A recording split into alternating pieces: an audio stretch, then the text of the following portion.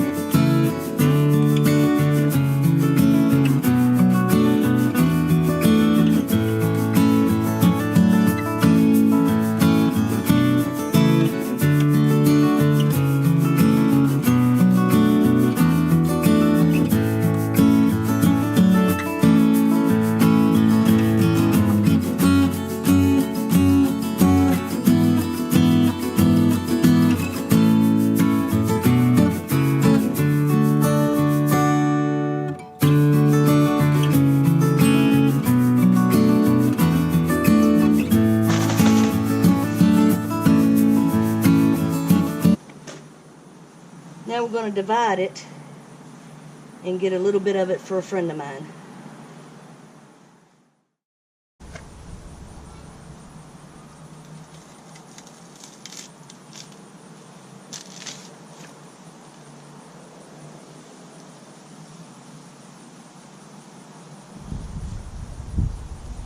There we go. Looks like you got some. Oh yeah. Those will come back. These little bitty roots right here, they'll come back. So I'll be giving this part. But it's planting little nubs will grow new stuff. Yep. So I'm going to give this part to a friend of mine so she can start her own comfrey. So let me give you a close-up of it. I think I got that in frame. Now each one of these little roots here will grow another plant. I'm going to start cutting the comfrey up, cleaning off the bugs.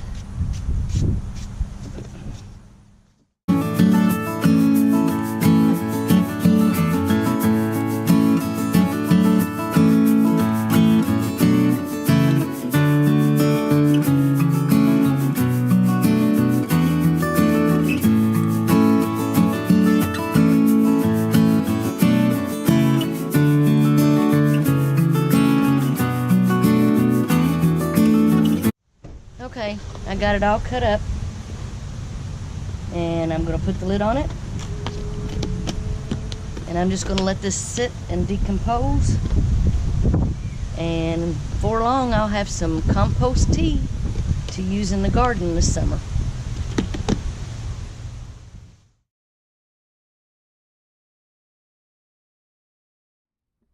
I'm going to start winterizing the camper since it's starting to get cold. A little warmer today than it has been. So the first thing we're going to do is drain the hot water tank.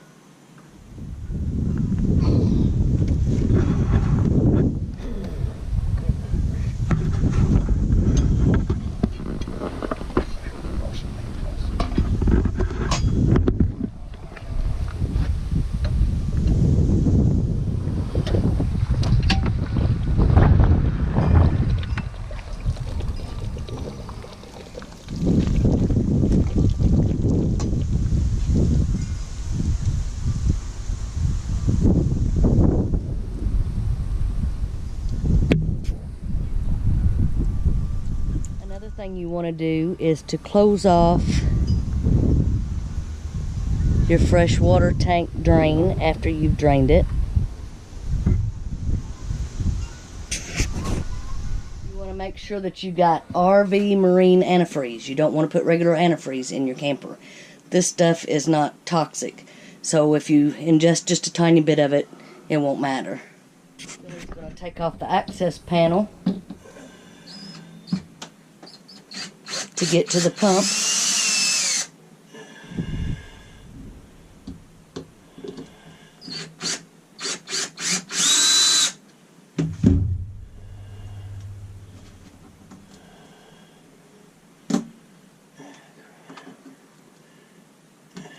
It's a booger.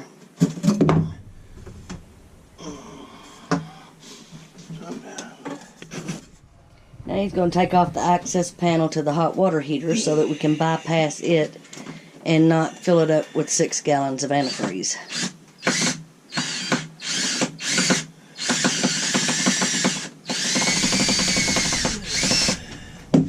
Some people do. I find that just a waste of money.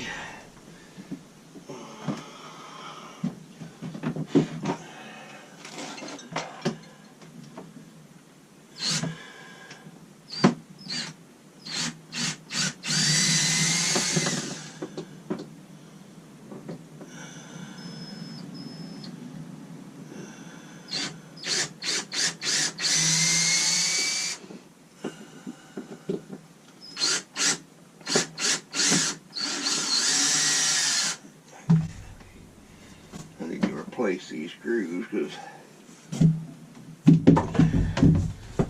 boogered them up when I first started doing this because I did not have that.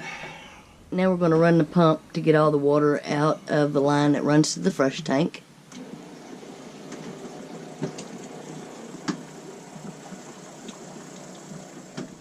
Now he is bypassing the fresh tank, bypassing the water heater. Now, depending on the style of camper you have and the type of water heater that you have, you may have more or less valves to turn on or off to bypass your hot water heater.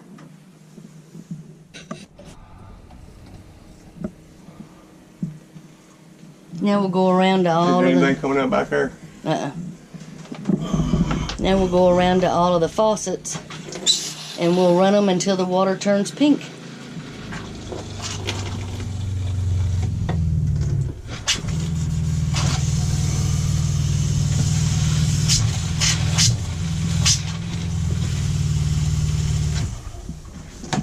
See, that's got pressure. Yep. Oh, got me.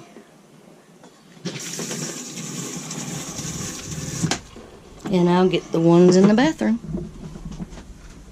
You want to start from closest to the pump to furthest away from the pump. So we got to do the toilet. I won't show you that one. Toilet's clean, but I don't think you want to see a toilet.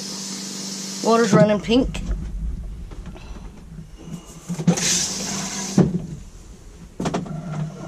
Now we'll do the sink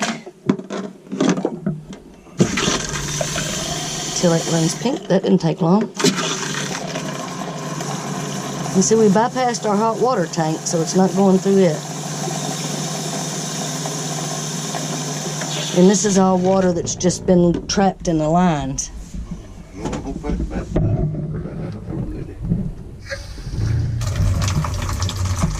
That one worked pretty good.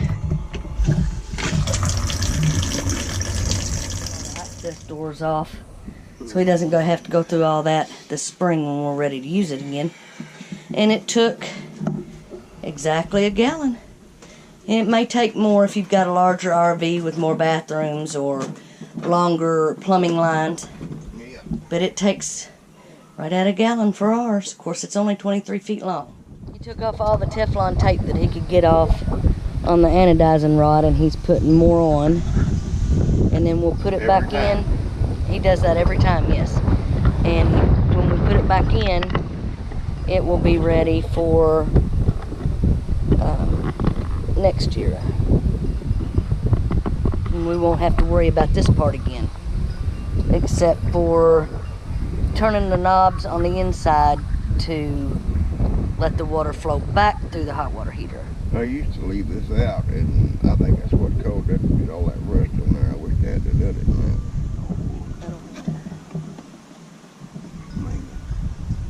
Get that cleaned out.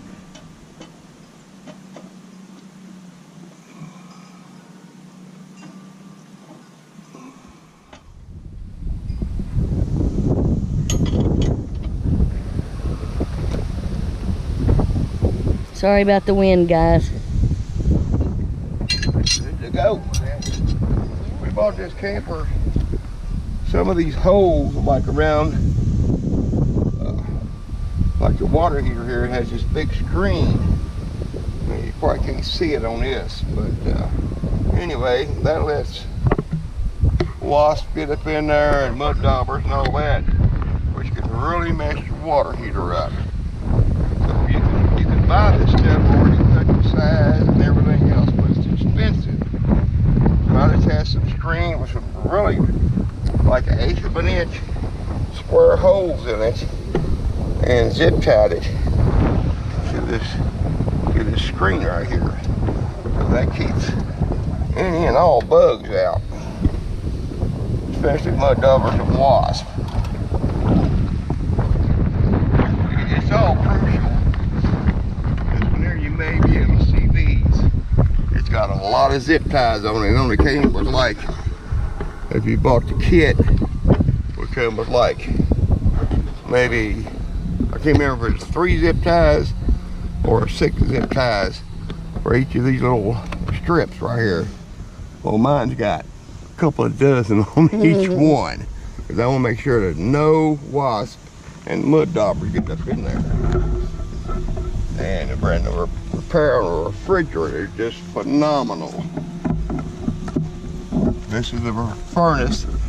It sucks. One hole it sucks in, the other one it blows out. So the one at the top here is the one that draws in.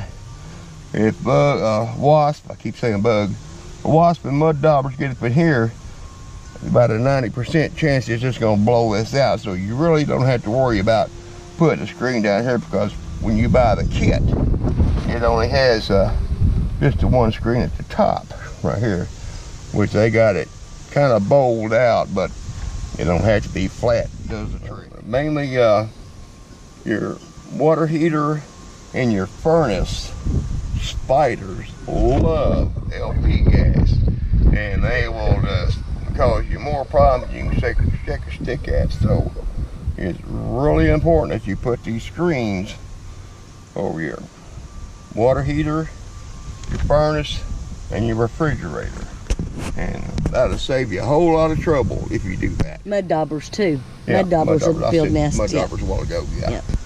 I think it's actually worse than the nest that the wasps make, but nevertheless, you want to keep them all out. So we also take the negative wire off of the post of the battery, so that if there's anything that's left on in there, it doesn't drain our battery down.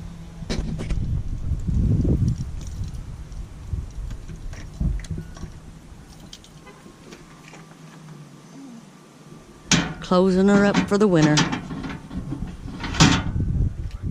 this is going to wrap it up for another year. So until then, she's shut down. Not a moment too soon. It says freeze warning for home.